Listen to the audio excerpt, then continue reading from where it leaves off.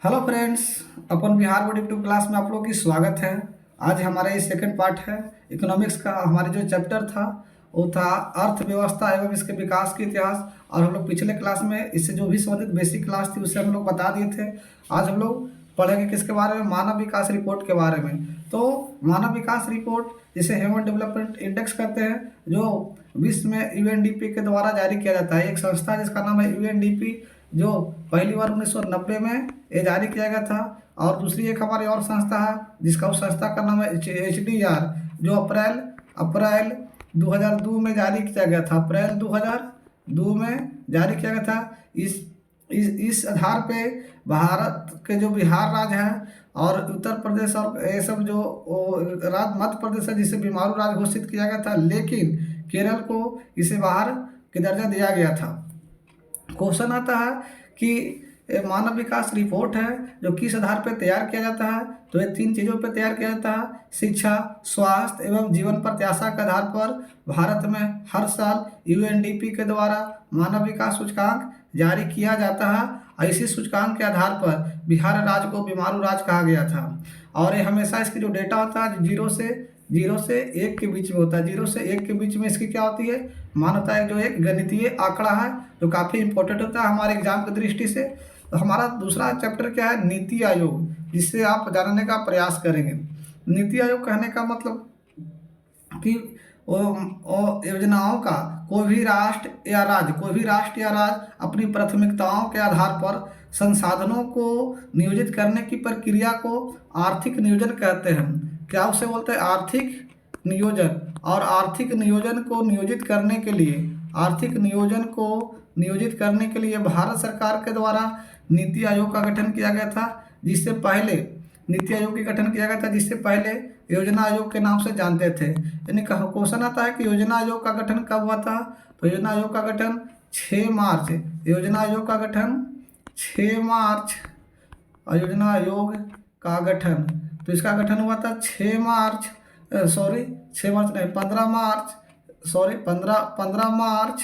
15 मार्च 1950 को योजना आयोग का गठन किया गया था। और 1 जनवरी 2015 को नीति आयोग का गठन किया गया था। ये जो हमारी क्या है, गैर संवैधानिक संस्था है। इसका अध्यक्ष हमारे देश की प्रधानमंत्री PM होते हैं। जो ये क्या है, परामर्शदात्री संस्था है। हमारा सबसे बड़ी क्वेश्चन होता है कि देश की जो प्रधानमंत्री होता है जिसका पदेन अध्यक्ष होती है, और नीति आयोग का गठन 1 जनवरी 2015 को किया गया था। इसे थिंक टैंक के नाम से भी जाना जाता है। और इसकी काम क्या होता है, योजनाओं को क्रियान्वित करना और लोगों तक पहुंचाना। तो ये हमारा क्या था, नीति आयोग, यानी कि जनता के कल्याण के लिए, सामाजिक, आर्थिक और राजनीतिक कल्याण के लिए नीति का निर्धारण करना ही नीति आयोग के नाम से जाना जाता है। हमारा दूसरा जो टॉपिक है उस टॉपिक का नाम है राष्ट्रीय विकास परिषद। तो ये भी एक संस्था है जिससे हम लोग बोलते हैं NDC, जिससे क्या बोलते हैं, NDC, नेशनल डेवलपमेंट काउंसिल, जिसका गठन 6 अगस्त 1952 को किया गया था, जो काफ़ी इम्पोर्टेंट है। 6 अगस्त 1952 को इस संस्था को गठित किया गया था, जिसमें इसका सभी राज्य की मुख्यमंत्री क्या होती है, इसका सदस्य होते हैं।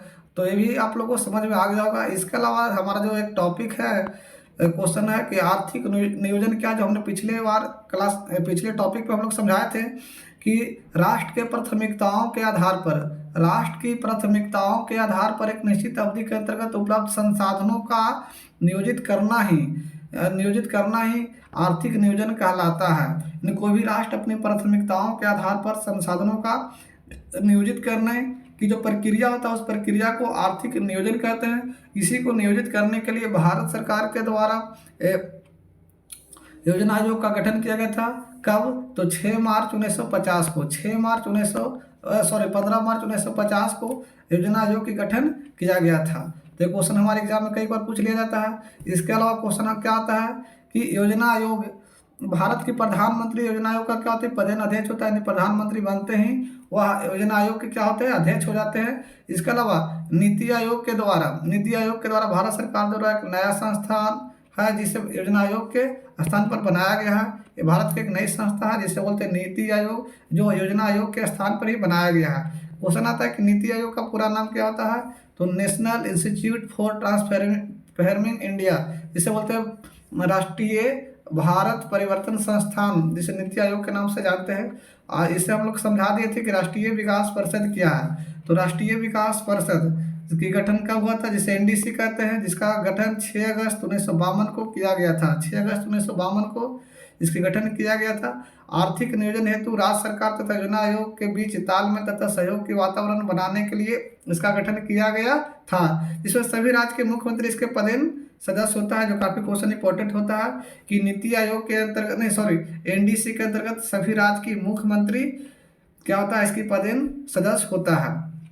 दूसरा हमारा क्वेश्चन क्या है, आधारीय संरचना क्या है। एक ये टॉपिक काफी इंपॉर्टेंट है, आधारीय संरचना क्या है। वो कहता है कि राष्ट्र की वे वैसी संरचना, राष्ट्र की वैसी संरचना जिस पर पूर्ण विकास क्या होता है, निर्भर करता है। राष्ट्र की वैसी संरचना जिस पर क्या करती है, विकास निर्भर करता है। जैसे बिजली, परिवहन, संचार, बैंकिंग, स्कूल, अस्पताल, ये सब हमारी क्या है, इन सब पर हमारा राष्ट्र का विकास क्या करता है, निर्भर करता है, जिससे क्या बोलते हैं, आधारीय संरचना कहते हैं। और जिस राष्ट्र की आधारीय संरचना अधिक होता है वह राष्ट्र विकसित राष्ट्र कहलाता है, और जिस राष्ट्र की आधारीय संरचना कमजोर होता है, जिसकी इंफ्रास्ट्रक्चर कमजोर होती है, वह राष्ट्र अविकसित कहलाता है। जैसा कि बताते हैं कि जो विकसित राष्ट्र होता है वहाँ पे क्या होती है, इस प्रकार की सिटी का निर्माण किया जाता है, वहाँ पे बिजली की व्यवस्था किया जाता है, वहाँ पे परिवहन की व्यवस्था होती है, वहाँ पर यातायात की सुविधा होती है, वहाँ पे स्वास्थ्य की सुविधा होता है। तो इस प्रकार का होता है इंफ्रास्ट्रक्चर तैयार किया जाता है। इसी के आधार पर कोई भी राष्ट्र विकसित और विकासशील कहलाता है। तो ये हमारे काफ़ी इंपॉर्टेंट क्वेश्चन था। आगे के जो हमारा क्वेश्चन है उस क्वेश्चन का नाम क्या है, बिहार की क्वेश्चन है कि बिहार का आर्थिक पिछड़ेपन के क्या कारण है। तो बिहार के आर्थिक पिछड़ेपन के अनेक कारण गिनाए जा सकते हैं, लेकिन इसमें से एक है अशिक्षा, आर्थिक असमानता, इसके अलावा जातिवाद है, जातिवाद, राजनीतिक उद्योग धंधों का अभाव, उच्च शिक्षा, अच्छी चिकित्सा सुविधाओं का अभाव है, संरचनाओं का अभाव है, बाढ़ है, गंदगी है, कानून व्यवस्था में भ्रष्टाचारी है। किंतु ये सब ही समान कारण है। जैसे कहा जाता है कि बिहार का आर्थिक पिछड़ेपन के सबसे बड़ी कारण है यहाँ की बेरोजगारी, क्योंकि जनसंख्या अधिक होने के कारण लोगों के पास रोजगार के अवसर कम प्राप्त होती है। तो बेरोजगारी हमेशा यहाँ पे क्या होती है, बनी रहती है। तो ये क्या बेरोजगारी की बिहार का आर्थिक पिछड़ेपन के सबसे ज़्यादा कारण है, क्योंकि यहाँ पे बेरोजगारी अधिक होने के कारण यहाँ के लोग दूसरे के यहाँ पलायन कर रहा है। इसलिए बिहार क्या हो रही है, पीछे हो रही है, क्योंकि जनसंख्या का यहाँ पे कोई नियंत्रण का कोई कानून स्थापित नहीं किया गया है। दूसरा हमारा बिहार का पिछड़ेपन की सबसे बड़ी कारण है बाढ़ की समस्या, यानी कि हमारे बिहार के जो इस क्षेत्र जो देख रहे हैं, इस सभी क्षेत्र में क्या होता है, प्रत्येक वर्ष बाढ़ आ जाती है, जिसके कारण यहाँ के लोग, यहाँ का क्षेत्र जलमग्न हो जाती है और लोगों की समस्या को सामना करने पड़ता है, जिससे बिहार और भी पीछे चले जाती है। दूसरी कारण है कि यहाँ पे महिलाओं का अशिक्षित होना, और बिहार में दहेज प्रथा जैसी जो परंपरा है वो चलते आती है, जिसके वजह से बिहार भी पीछे है। यानी कि बिहार के आर्थिक पिछड़ेपन के कारण में हम महिलाओं का अशिक्षित होना भी जोड़ेंगे, क्योंकि इससे दहेज एक ऐसी मतलब कि गठरी है जो बेटी के सामने कम पड़ जाती है, जिसे आप देख सकते हैं कि किस प्रकार इसे व्यवस्थित किया गया है। तो क्वेश्चन आता है कि बिहार के आर्थिक पिछड़ेपन को दूर करने का उपाय। क्वेश्चन क्या है कि बिहार के आर्थिक पिछड़ेपन को दूर करने का उपाय क्या है। तो हमारा पहला आंसर क्या है, जनसंख्या पर नियंत्रित करना होगा। इसके अलावा कृषि का तेजी से विकास करना होगा, फिर बाढ़ का नियंत्रण करना होगा, आधारित संरचना का विकास करना होगा, उद्योगों का विकास करना होगा, गरीबी दूर करना होगा, शांति व्यवस्था की स्थापना करना होगा, स्वच्छ एवं ईमानदार प्रशासन की गठन करना होगा, और केंद्र से अधिक मात्रा में संसाधनों का हस्तांतरण करना होगा। तो इस प्रकार बिहार का आर्थिक पिछड़ेपन को दूर किया जा सकता है, जो काफ़ी इंपॉर्टेंट है। एक हमारा और टॉपिक है जिसका नाम है सतत विकास क्या है। सतत विकास कहने का मतलब कि वैसी विकास जो वर्तमान के साथ साथ भविष्य में भी इसका उपयोग किया जा सकता है, वैसी व्यवस्था को हम लोग सतत विकास कहते हैं, जो काफ़ी इंपॉर्टेंट है कि जो वर्तमान के साथ साथ भविष्य में भी इसका उपयोग किया जा सकता है, जो आने वाली पीढ़ी के लिए इसे उपयोग में लाया जाए। दूसरा हमारा क्वेश्चन बनता है समावेशी विकास क्या है। समावेशी विकास कहने का मतलब कि वैसे विकास जिसमें समाज के सभी वर्गों का विकास हो, तो हम उस विकास को क्या बोलेंगे, समावेशी विकास। इस प्रकार के विकास में कोई भी वर्ग छूट नहीं पाता है।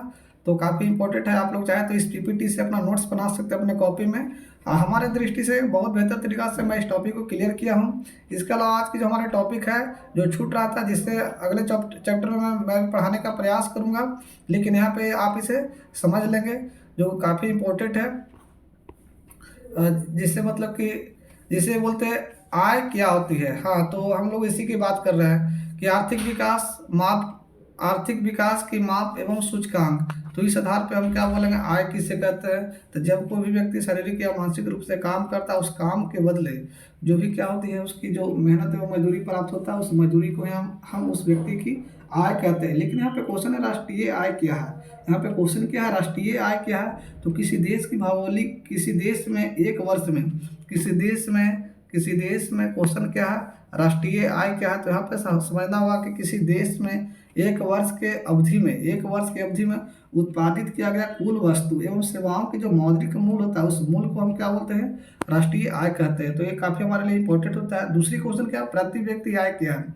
तो किसी राष्ट्र की कुल आय, समानता किसी राष्ट्र की कुल आय तथा उस राष्ट्र की कुल जनसंख्या से यदि भाग दे तो उससे प्राप्त जो भागफल होगा, उस भागफल को हम क्या बोलेंगे, प्रति व्यक्ति आय। और प्रति व्यक्ति आय अधिक होने से वह राष्ट्र क्या होता है, विकसित होता है। और जिस राष्ट्र की प्रति व्यक्ति आय कम होता है वह राष्ट्र विकासशील होता है। तो ये हमारे लिए काफ़ी इंपॉर्टेंट होता है। चलिए आज हमारे जो लास्ट टॉपिक है उसके हम लोग क्लियर कर लेते हैं।